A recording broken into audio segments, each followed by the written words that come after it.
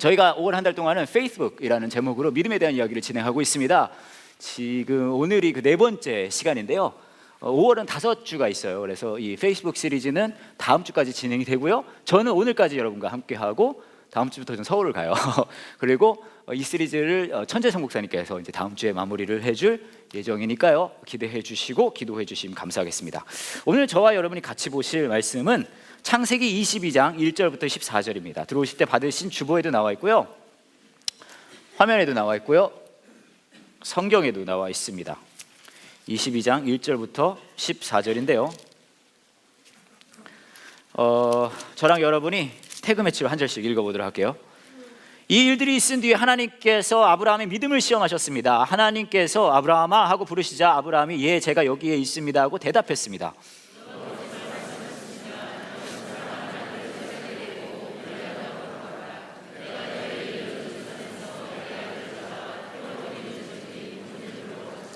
아브라함은 아침 일찍 일어나 나귀에 안장을 얹었습니다. 아브라함은 태워드리는 제사인 번제에 쓸 장작을 준비한 다음에 이삭과 두 종을 데리고 길을 떠났습니다. 그들은 하나님께서 일러주신 곳으로 갔습니다.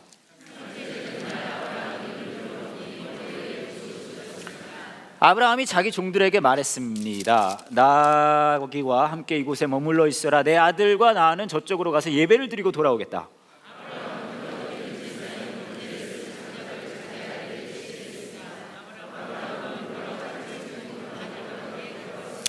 이삭이 아브라함을 불렀습니다. 아버지, 아브라함이 왜 그러느냐 하고 대답했습니다.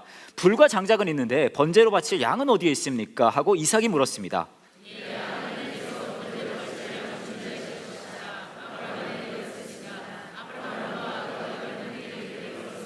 그들은 하나님께서 일러주신 곳에 이르렀습니다. 아브라함은 그곳에 제단을 쌓고 장작을 버려놓은 다음 자기 아들 이삭을 묶어 제단 장작 위에 올려놓았습니다. 그때에 여호와의 천사가 하늘에서부터 그를 불렀습니다. 아브라함아, 아브라함아. 그래서 아브라함이 예, 제가 여기에 있습니다 라고 대답했습니다.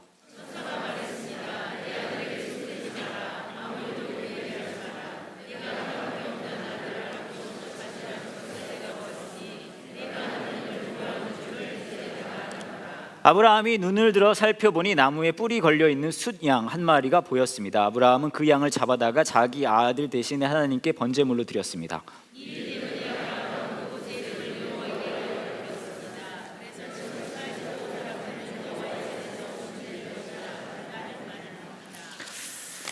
오늘 뭐 남자분들도 많이 오셨는데 그 취미 같은 거 있으실 수 있잖아요. 취미 뭐 여성분들도 있을 수 있겠죠. 근데 남자분들도 이제 취미 같은 거 할 수 있잖아요. 저도 뭐 취미 뭐 야구 같은 거 저도 하고 하는데 근데 제가 어디서 봤는데 이 남자분들이 하는 취미 중에 집안을 말아먹는 취미가 있대요. 그래서 남편들이 이 취미를 하고 있으면은 이제 여자분들이 아내분들이 막 속이 다 뒤집어지고 집안 경제 뒤집어지고 막 그리고 막 온 세상이 다 뒤집어지는 그런 플립형 그런 이제 취미가 있다고 해서 제가 좀 찾아봤는데 그게 탑 5가 있더라고요. 그래서 좀 소개를 시켜드릴까 해요. 가정을 말아먹는 남자들의 취미 탑 5. 감사합니다. 첫 번째부터 갈게요. 자동차 튜닝입니다. 물론 이 차는 튜닝이 좀 많이 된 상태긴 한데 보면 그냥 자동차면 그냥 차가 있으면 되지 않나라고 많은 분들이 생각하지만 어떤 남자분들은 자동차를 막 업그레이드 시키는 걸 진짜 좋아하시는 분들이 계세요. 막 엔진을 바꾸고 막 그렇잖아요. 막 하고 제가 미국에 사실 고등학교 다닐 때는 그 어떤 아이들이 막 문신 많이 한 친구들 있잖아요. 막 예수사랑 이웃사랑 이런 거 하는 애들 걔네들이 막 큰 스피커를 싣고 막 징징징징징 모르시는군요, 여러분 이거. 알겠습니다. 여하튼 뭐 그런 거 막 차를 업그레이드하고 튜닝하는 그런 거 취미 붙인 분들이 계세요. 이것도 돈이 엄청 많이 들어간대요. 그래서 이런 거 취미 가지고 계신 분들이 있는데 여하튼 이런 게 있대요. 그다음에 두 번째 취미는 카메라. 이 한숨 소리. 곳곳에서 들리는 이 한숨 소리. 카메라는 이제 그냥 보면 그냥 예쁘게 가족들의 추억을 남기려고 하나 샀어라고 말은 합니다. 그리고 이제 이걸 뭘 하기 시작하면 카메라를 막 업그레이드하기 시작하는데 이 렌즈를 하면은 이게 잘 보이고 저 렌즈를 하면 이걸 찍을 수 있고 이 렌즈를 하면 저걸 찍을 수 있고 그러면서 이 사람은 말을 더럽게 안 들어서 이 인간은 나한테 찍히고 이런 느낌이 가는 그런 이제 카메라 렌즈가 엄청 비싸대요. 그래서 이런 이제 카메라 취미가 또 집에 힘들게 한다 뭐 그런 얘기가 있더라고요. 그다음에 세 번째 오디오. 나올 때마다 한숨 소리. 오디오도 이제 그냥 음악을 듣는 게 아니라 막 이 스피커며 우퍼며 뭐 저퍼며 막 하면 막 그렇게 하는, 또 이걸 들으면 또 남편분들은 가서 딱 하면서 와서 들어보라 그래요. 그렇잖아요. 잔뜩 해놓고 와서 들어보라 그러면 막 그거 와서 들어보면은 그놈이 그놈 같은데, 이 사람은 그게 또 다르다고 막 그러면서 여기 막 돈을 갖다 또 쳐 집어넣는 오디오 있습니다. 네 번째 보여주세요. 시계 수집. 저는 개인적으로 이 몸에 뭐 닿는 걸 별로 안 좋아해서 시계를 안 차고 다니는데, 이 남자분들 중에서 시계는 남자의 자존심이라 그런 분들이 계시더라고요. 그래가지고 막 진짜 비싼 시계는 막 10억씩 하는 시계 있어요. 진짜 비싼 시계. 뭐 다 10억짜리를 차고 다니진 않겠지만 엄청 비싼 돈을 들여서 막 시계 수집을 하시는 분들이 계신데, 이것도 이제 집안 말아먹는 5대 취미 중에 하나라고 얘기를 하더라고요. 그다음에 다섯 번째로는 낚시가 있습니다. 아마 그렇게 생각할 수 있을 거예요. 뭐 나가서 이렇게 자연과 버스하면 이렇게 하면 얼마나 좋아요, 남자분들. 그런데 이 인간이 자연과 버스하면 떠니 집에 들어오질 않아요. 근데 이 낚시는 또 재밌는 게, 낚시는 우선 나가면 오래 있다 들어오고요, 들어올 때 문제는 빈손으로 돌아오지 않아요. 그렇죠? 온갖 물고기를 다 갖고 오는데 문제는 이걸 어떻게 해야 될지 모르는 거잖아요. 거기다가 이 물고기를 잔뜩 가져오면서 얼굴 표정이 너무 자랑스러워하는 표정. 거기다 거짓걸로 들어오잖아요. 나갔다 오면 거짓걸로 물고기 잔뜩 가져와가지고 너무 자랑스러운 표정을 하고 들어오면은 이제 아내분들 굉장히 힘들어하시는 거죠. 저희 아버지가 예전에 조금 낚시 취미를 가지고 계셨는데, 한 번은 그 알라스카를 나갔다 오셨거든요. 알라스카 가보셨는지 모르겠는데요, 알라스카에 다녀오시더니 연어를요 5자루를 가져오셨어요. 진짜 이만한 거로 5자루를 이렇게 연어를 하고서는, 그러고 막 진짜 자랑스러운 얼굴을 하고서는 막, 아니 원래는 열쇠도 있고 하세요. 근데 초인종을 눌러요. 그래가지고 나와보라고 그래가지고 막 연어 5자루를 막 가지고 막 하는데, 와 진짜 이 알라스카를 가면요 연어들이 막 떼져 다니거든요. 그래가지고 몽둥이로 잡는데요, 그거를. 진짜 물반 고기반이 아니라요, 고기 다 물 없음 이거예요. 막 이게 기합 주듯이 고기를 잡아가지고 5자루 막 그렇게 가져왔거든요. 그때 저희 어머니 표정을 제가 잊을 수가 없어요. 그날부터 저희 가족은 5년 동안 연어를 먹었어요. 무슨 에스키모 된 느낌인 줄 알았어요. 라면에도 넣어 먹고 나물에도 넣어 먹고 아침 점심 저녁 먹고 밤참 먹고, 여튼 그렇게 먹었는데 이게 굉장히 큰 민폐거든요. 근데 이런 여러 가지 이제 취미들이 남자분들이 가질 수 있잖아요. 또 알아요, 그분들이 이게 얼마나 집안에 민폐가 되는지. 그래서 막 그만하라고 하면, 여러분 남편분들이 말 듣습니까, 안 듣습니까? 안 듣잖아요, 그렇죠? 말 안 들어요. 왜 그럴까요? 왜 이 인간들은 말을 도대체 들어먹질 않을까요? 왜냐하면 무엇이든 내 삶에 내가 내 삶의 어떤 부분이라도 포기를 당한다는 건요 그만큼 어려운 거예요. 어떤 의미에서 보면 돈도 많이 들고 별거 아닌 것 같지만, 그 사람한테 이거 그만하라 그러면 포기라는 것을 한다는 게 그만큼 쉽지 않다는 거죠. 그런데 이런 취미뿐만 아니라 여러분의 삶에서도 누군가가 와가지고 뭐 이런 것 좀 그만하면 어때요? 그러면 은근히 기분 나빠요. 포기 당하는 것, 포기하게 되는 것, 이거 굉장히 어려워진단 말이죠. 오늘 말씀을 보면 이제 교회를 좀 다니셨던 분들은 잘 아는 말씀입니다. 아브라함이 있는데, 오늘 이렇게 있는데 하나님이 얘기하는 거예요. 너의 하나뿐인 아들을 바쳐라 이야기를 합니다. 그러니까 아브라함이 얘를 이제 가서 바칠 뻔했던 그런 이야기인데, 보면 우리가 굉장히 익숙한 이야기다 보니까 이게 감이 잘 안 와요. 아들 바치라 그러면 약간 뭐라 그럴까요? 우리 교회는 이제 헌금 시간은 없고 헌금함이 있잖아요. 애를 거기다 막 꾹 집어넣는 건가, 아니면 헌금만 돌리면 애를 거기다 이렇게 막 집어넣는 건가, 그런 거 아니잖아요. 애를 바치라 그러면 어떻게 하는 거지? 얘를 데려다가, 아시죠? 사실 요즘에 유행하는 무슨 성이라는 영화 있잖아요. 엄청 잔인하다 그러는데 좀 보지도 못했거든요. 근데 그거보다 사실 이게 더 잔인해요. 그렇잖아요. 상상해 보세요, 여러분. 애를 데려다가 칼을 딱 들어가지고, 얼마나 잔인해요, 그렇지 않아요? 이런 거를 이제 요구하고 있는 거죠. 저는 다른 거 더 이야기하기 전에 여기서 잠깐 생각한 게, 교회를 다니시다 보면 아들 이름을 이삭이라고 붙이는 분들 계시잖아요. 저는 막 너무 흠칫해요, 그렇지 않아요? 애가 응 하고 나왔는데 아들입니다. 딱 받았는데 딱 보면서 씩 웃으면서 넌 이제 이삭이다. 아이고, 완전 이상하지 않아요? 저는 여기 이삭이라고 아드님을 있는 아버지가 계시는 분, 개인적인 생각입니다. 뭐 교회적 입장 아니고요. 개인적인 별거 아닌 생각인데, 저는 이삭이라고 아들 이름을 붙일 때는 그 아버지가 뭔가 정서적으로 불안하거나 아니면 세상에 이렇게 적응하기를 힘들어하거나 아니면 이 안에 참을 수 없는 뭐라 그럴까요? 그런 뭐 분노 같은 게 있는 그런 분이 아닐까라는 생각을 제가 해봤거든요. 그렇게 생각을 하다 보니까 요한 목사님 둘째 이름이 이삭이더라고요. 아니, 한국 이름은 예종인데 영어 이름이 아이잭이에요. 아이잭, 이삭. 더는 이야기하지 않을게요. 예, 거기까지만. 예. 근데 보면 이게 굉장히 무서운 이야기거든요. 근데 하나님이 아브라함을 불러서 그걸 하라는 거예요. 이게 굉장히 아브라함한테는 힘든 일이죠. 그렇잖아요. 우리는 뭐 익숙해서 뭐 갖다 바칠 수도 있겠지라고 생각하지만 얼마나 이게 100살에 얻은 아들인데 이를 갖다가 막 그 잔인한 짓을 하라 그러니까 얼마나 힘들겠어요. 그만큼 포기한다는 것은 쉽지가 않습니다. 그래서 제가 좀 생각해 봤어요. 포기하는 게 왜 이렇게 어려울까? 왜 별거 아닌 것도 우리 삶에 굉장히 포기하는 게 어렵잖아요. 뭐 다 아시는 얘기겠지만 포기를 하기 어려운 이유는 내가 무언가를 포기하려고 할 때 그 대상의 가치가 실감되기 때문이에요. 다시 한번 말합니다. 제가 무언가를, 여러분이나 저는 무언가를 포기하려고 할 때는요, 그것에 대한 가치가 실감나기 때문에 포기라는 걸 하기가 굉장히 어렵다는 거예요.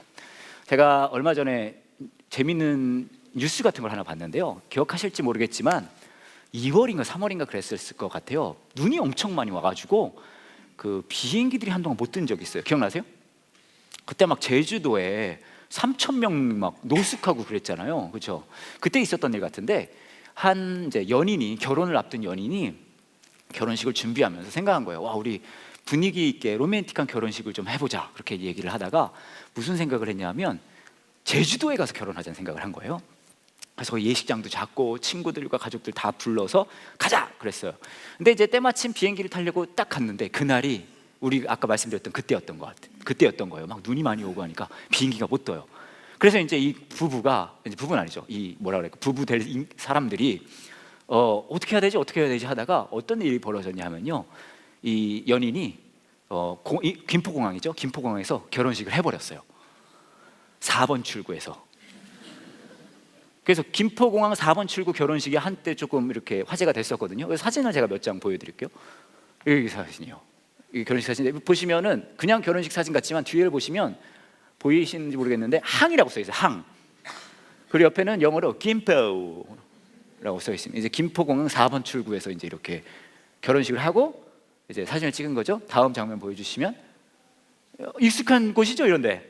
그죠? 비행장의 그 이제 출구 근처고요. 저쪽이 이제 비행기들 드나드는 데고 여기서 이제 뭐 서약도 하고 이제 결혼식을 한 거죠. 그 다음 장면 보여주세요.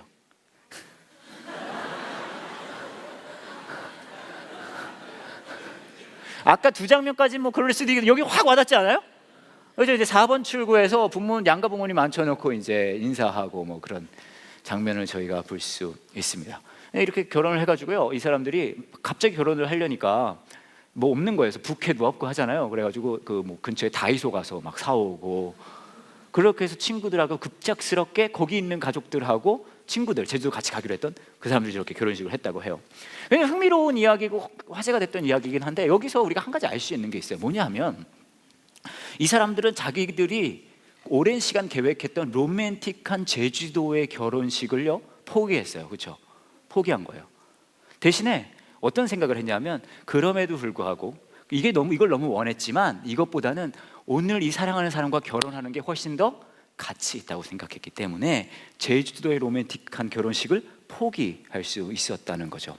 그 말은 무슨 말이냐 하면 아까 말씀드렸듯이 우리 삶에 무언가가 포기되어질 땐 그것에 대한 가치를 우리가 실감하게 된다는 거예요.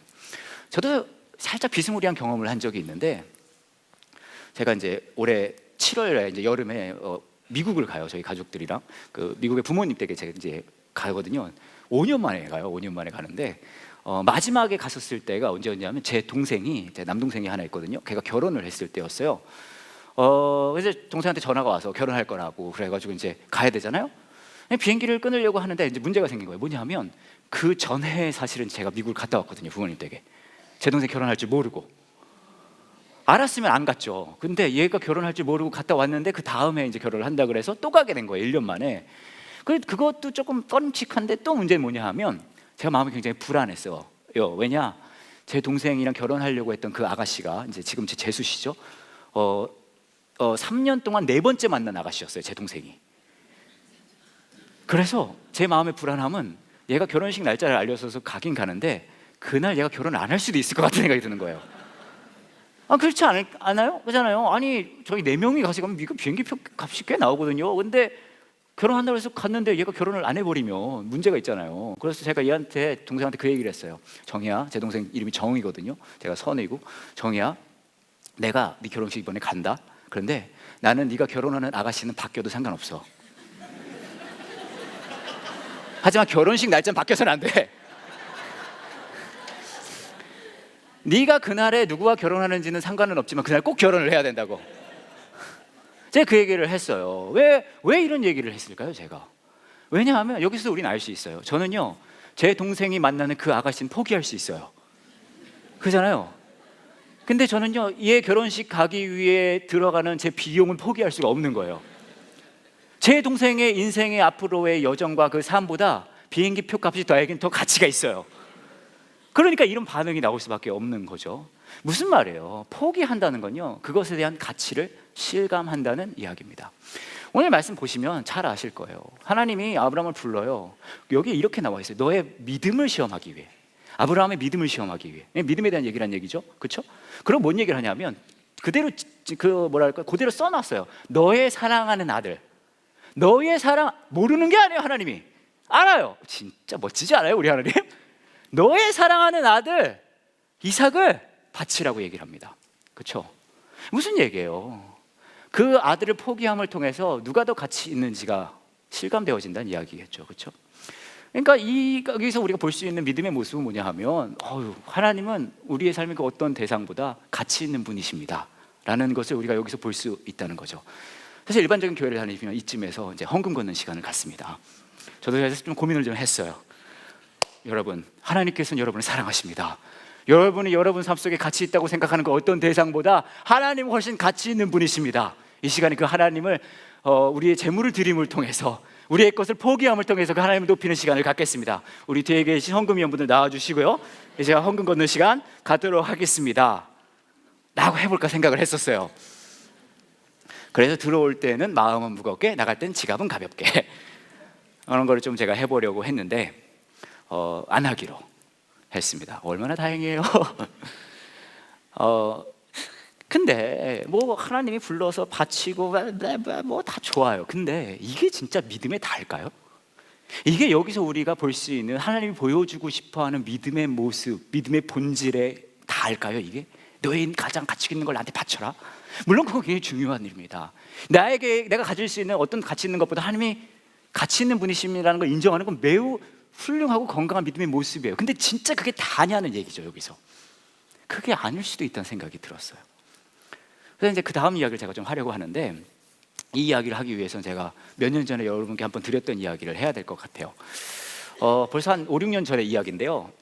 저희 교회 한 청년이 이 플루스라는 청년이 있었어요. 근데 그 청년이 이제 그 레슨을 하다가 어느 집에 갔어요. 지윤이라는 아이의 집인데, 엄마랑 이야기를 하다 보니까 지윤이랑 엄마가 사이가 너무 안 좋다는 거예요. 그래서 이 친구가 뭐라고 얘기를 했냐면, 그 얘기를 듣더니 우리 교회에 써니 목사님이란 분이 계신데 지윤이가 써니 목사님을 만나면 애가 달라질 것 같아요 라고 얘기를 했다는 거예요. 그리고 저한테 이제 전화를, 이제 카톡을 한 거예요. 까똑하고 뭐 그 얘기를 한 거예요. 지윤이를 좀 만나줬으면 좋겠다. 전 이해할 수가 없는 게, 이런 걸 먼저 물어보고 얘기를 해야죠. 아니, 내가 걔를 만나도 걔가 어떻게 달라져요? 말이 안 되죠. 중학교 2학년을 누가 바꿀 수 있습니까? 그럼 어떻게 그걸 얘기해놨으니까 얘 만나야 될 거 아니에요. 그래서 한 3, 4일 있다가 제가 지윤이를 만났어요. 만나는 얘기를 좀 해보는데, 이 이야기가 이제 제가 가끔 이야기하는 이거 이제 시초예요. 지윤이를 만나서 얘기하는데, 이제 얘 문제는 이제 3가지 정도 되는 거예요. 엄마와의 문제. 첫 번째는 뭐냐면요, 공부하기 싫어해요. 첫 번째. 두 번째는 뭐냐 하면요, 용돈을 주면 다 써버린대요. 세 번째는 친구들이랑 놀러 나가면 집에 안 들어오려고 그런대요. 이게 이제 얘 문제인 거예요. 근데 저 이해가 안 가는 게, 여러분 자녀가 있어요. 근데 그 아이가 막 하루에 28시간씩 공부를 해요. 막 2대8 가르마 해가면서 막 그거면서 공부 사랑 그걸 문신해가지고 막 공부하고, 그렇죠? 그리고 막 엄마 아빠가 용돈을 주면, 아닙니다 어머님 아버님, 이거는 가정경제 보태 쓰세요 막 그러고, 친구들이랑 놀러 나갔는데 막 15분 만에 들어와요. 그래서 안 되겠어요 엄마 아빠, 엄마 아빠를 단 2분만 여기 집에 놓고 나갈 수가 없어요 막 그러고. 그럼 얘가 이상한 거예요. 그잖아요. 그래서 제가 그때 깨달은 게 한국의 엄마들은 이상한 애들을 좋아하는구나. 그렇잖아요? 보면 이제 상황이 대충 그런 거죠. 얘가 막 나가가지고 막 공부해야 되는데 공부 안 하고 막 용돈 받으면 그 들어가지고서 친구들하고 나가서 집에 안 들어온단 말이에요. 늦게 들어와요. 늦게 들어오면 이제 엄마가 막 그러는 거죠. 그럼 얘가 아니 엄마 뭐라 용돈 써서 공부는 잘할까? 그러면 얘가 이제 이렇게 하잖아요. 그러다가 이제 얘가 막 확 나가지고 딱 하면서 문을 어떻게 해요? 쾅 닫아요. 그러면 거기다 대고 엄마가 사랑한다 딸아 그래요? 안 그러죠. 이놈의 집에 나오기만 밥도 없어 이제 기sp해! 그러잖아요. 그걸 막 씩씩대고 있잖아요. 그럼 꼭 누가 들어와요? 그 아빠 들어온단 말이에요. 아빠한테 엄마가 자기 이제 왔어요? 이래요? 안 그러죠. 이제 아빠 들어오지만 막 이러잖아요. 그럼 아빠 뭐라 그래요? 아빠 이렇게 한단 말이죠. 그럼 또 한참 하잖아요.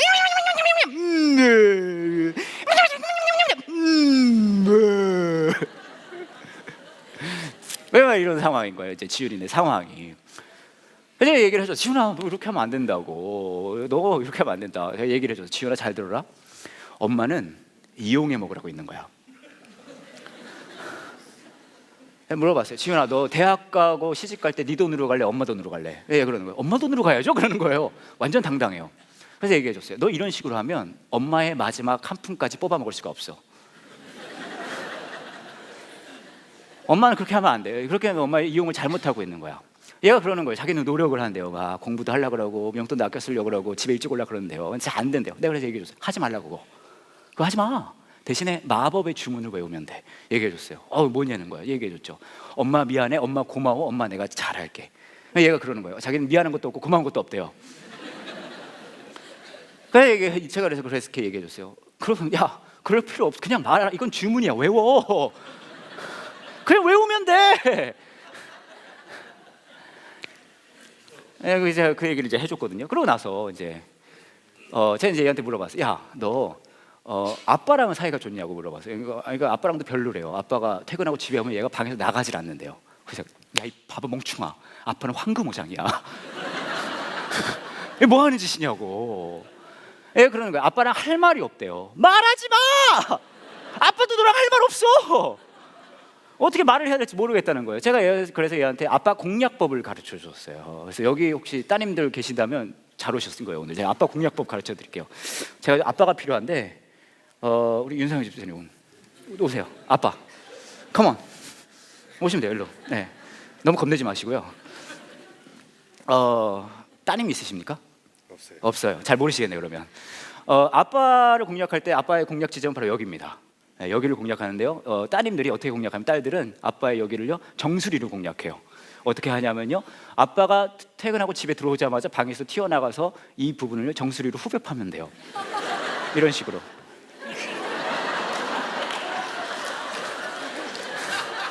말할 필요 없어요. 눈이 마주치면 말을 해야 돼. 할 말 없어요. 말하지 마요. 눈 마주치기 전에 달려가서 여기를 후벼파요. 그러면서 뭘 하면 되냐 하면 주문을 외우면 되는 거예요. 아빠 미안해. 아빠 고마워. 아빠 내가 잘할게. 아빠 미안해. 아빠 고마워. 아빠 내가 잘할게. 그러고 나서 슈렉 고양이 눈으로 이렇게 보여주면 되는 거예요. 그러면은 여기서부터 현찰이 막 물러나요. 이렇게. 네? 성경에서 정의가 강같이 흐른다는데 이걸 하면 현찰이 강같이 흘러요. 이렇게. 근데 주의사항이 있어요. 아들은 하면 큰일 납니다.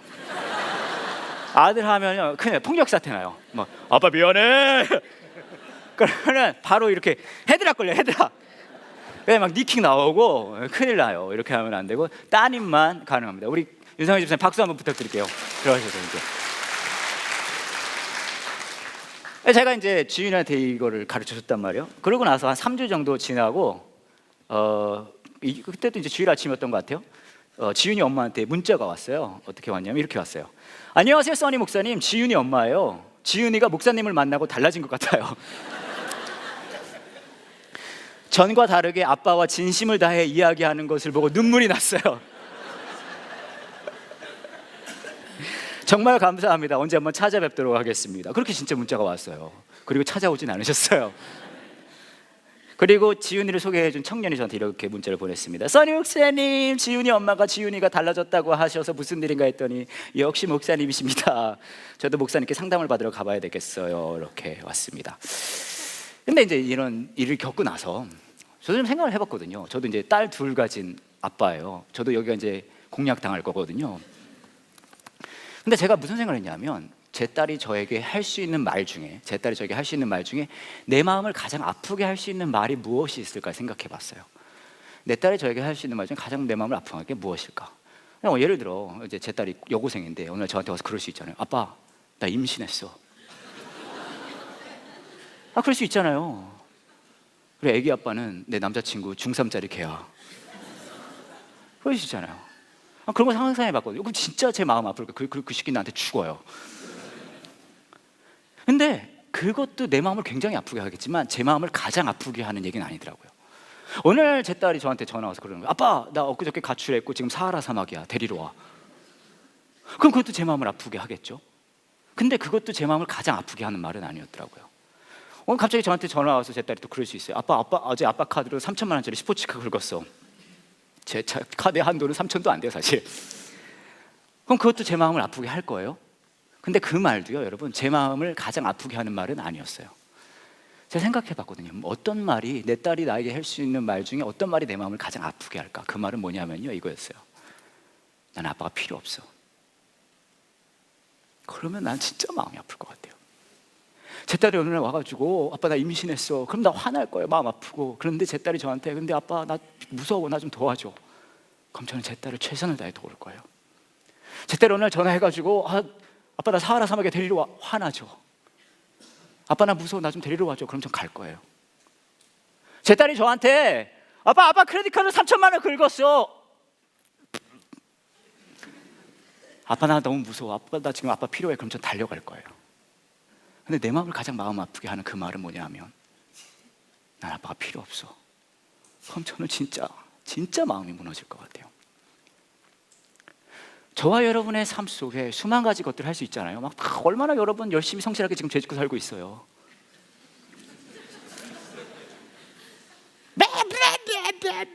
다 하나님의 마음을 아프게 합니다. 그런데 여러분, 저는 확신을 가지고 이 말씀을 드릴 수 있어요. 하나님의 마음을 가장 아프게 하는 말은 그거 아니에요. 이거예요. 나 하나님 필요 없습니다.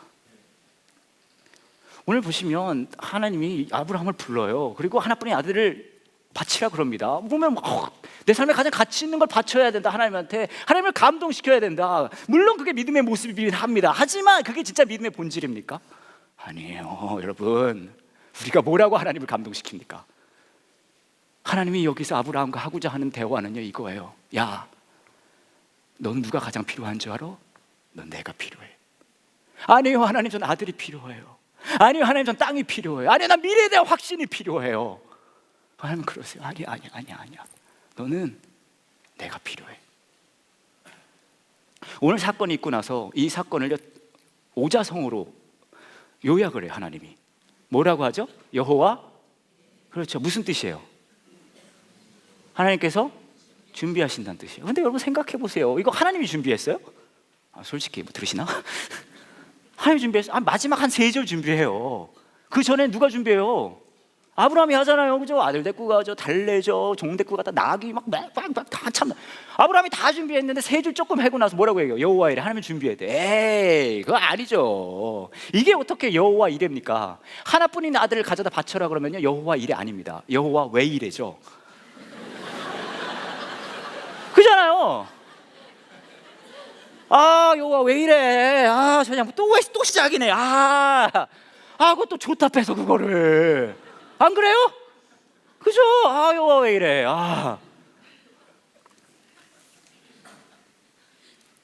왜 하나님이 준비하셨다고 할까요? 그거 다 네 건 줄 알겠지. 그것만 있으면 된 줄 알지. 아들이 필요해? 땅이 필요해? 미래에 대한 확신이 필요해? 아니야. 너의 삶을 준비하는 건 나야. 넌 내가 필요해. 그게 믿음이에요, 여러분. 저는 이 성경 두꺼운 책을요, 그 한 문장으로 요약할 수 있어요. 하나님이 그러시는 거, 이 얘기하고 싶으신 거예요. 너는 내가 필요해. 믿음이 뭡니까? 믿음은 이거예요. 네, 저는 하나님이 필요합니다. 얼마 전에 저희 둘째 초등학교 1학년 제나가 저한테 그림을 하나 그려줬어요. 굉장히 감동적인 그림이고 나중에 비싸게 팔 수 있을 것 같아서 보관 중인데, 이렇게 생긴 그림이었습니다. 굉장히 좀 귀요미스럽죠. 이걸 저한테 줬는데 제가 그림 설명을 좀 드릴게요. 이 작가의 아버지로서. 우선 앉아 있는 건 저예요. 그리고요, 앉아서 뭔가 열심히 하고 있고요.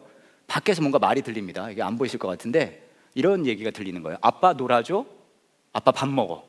이 얘기가 이제 밖에서 들리고요. 위에 말풍선이 하나 있습니다. 저건 제가 얘기하는 건데 이렇게 얘기를 하고 있어요. 하나님 어쩌고 저쩌고. 그리고 저는요, 우주에서 가장 진지한 표정을 짓고 있어요. 보이세요? 네, 제가 저런 표정 짓는 거 보신 적 있으세요? 보시면은 제가 지금 뭐 하고 있는 것 같으세요? 네, 제가 설교 준비하는 모습을 제 딸이 이제 그려준 거예요. 앉아가지고 우주에서 가장 진지한 표정을 가지고 하나님 어쩌고 저쩌고 있고, 밖에서 제나가 아빠 놀아줘, 아빠 밥 먹어. 그래서 제가 이걸 여러분에게 보여드리는 이유는 이것이야말로 영성의 목회자 아니겠습니까?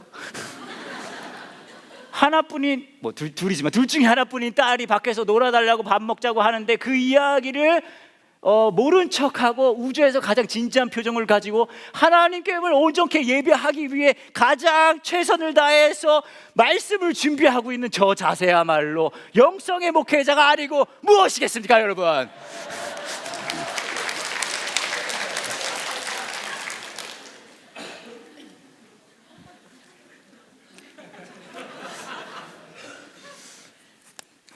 여러분 그렇게 생각 안 하시죠?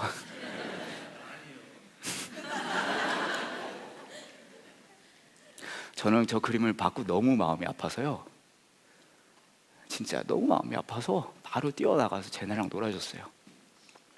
여러분이 보시고 있는 저 사람은요, 하나님을 온전케 예배하고 말씀을 온전케 준비하기 위해 딸을 무시하고 정성을 다해서 하나님만을 높이고 막 그런 사람 아니에요.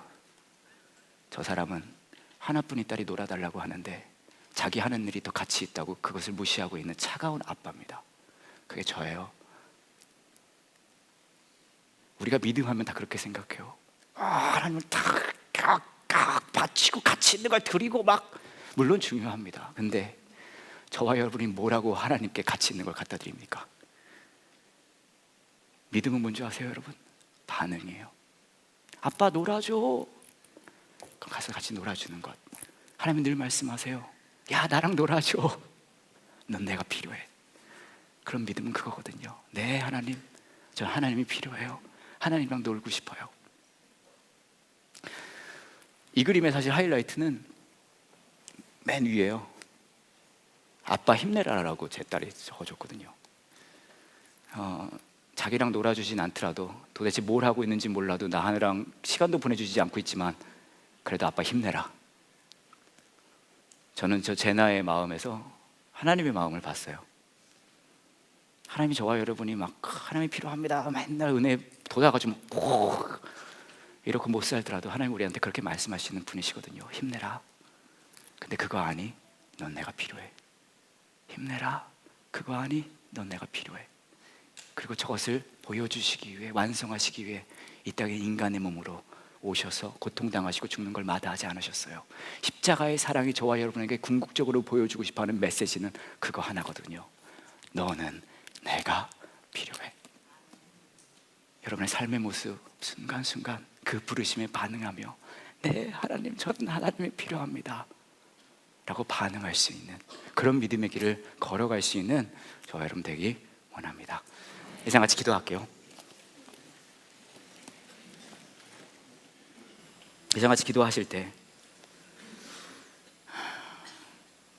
여러분의 마음을 살펴보셨으면 좋겠어요. 여러분의 삶에 가치 있는 것은 무엇입니까? 포기하지 못하는 것은 어떤 것들이 있습니까? 이것만 있으면 되는데 라고 생각하는 것들은 어떤 것들이 있습니까? 하나님, 이것만 있으면 될 것 같은데 왜 이것을 주시지 않나요 하나님? 하고 불편해하고 답답해하는 그런 것들이 있을 수 있을 것 같습니다. 이생 같이 기도하실 때 여러분의 마음속에 매 순간 말씀하시는 그 하나님의 속삭임이, 음성이 들리길 원합니다. 넌 내가 필요해. 아브라함의 하나뿐인 아들을 바치게 하면서까지 말씀하시고 싶었던 그 이야기, 너 그게 필요한 것 같지? 아니야, 넌 내가 필요해. 그 음성을 들으시고 내 하나님 도와주세요, 그거 잊어버리지 않게 도와주세요, 하나님 필요합니다라고 고백할 수 있게 도와주세요 라고 이 시간 하나님과 정직한 대화 할 수 있는 시간 됐으면 좋겠습니다. 함께 기도할게요.